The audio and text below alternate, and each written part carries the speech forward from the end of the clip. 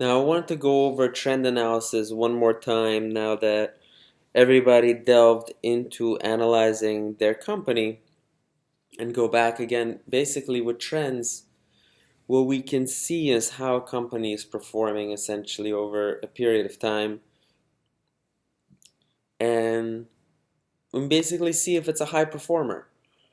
You can see that, I mean, traditionally people think that companies grow if they grow sales or they grow net income, right? But in reality, that can really only come from improving your profit margin or improving your market share.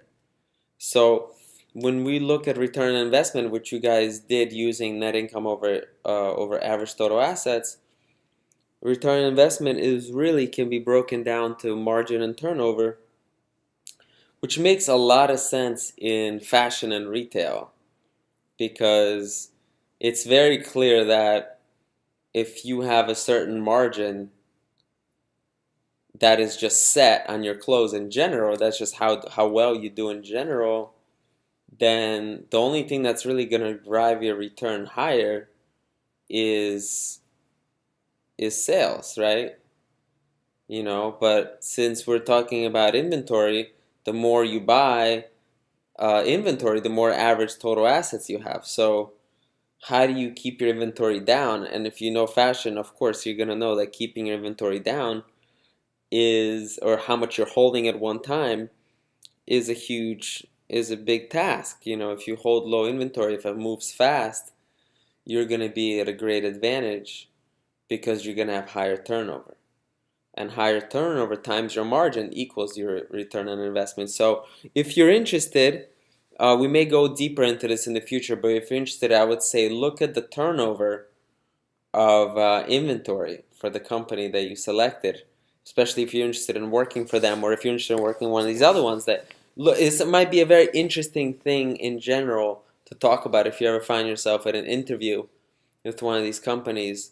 Not to mention right off the bat, but if it's been changing, you can comment on it. The turnover has been increasing.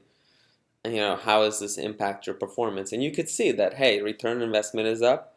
Um, that means the stock value is up. That means the market value is up. That means they can pay less interest on their bonds.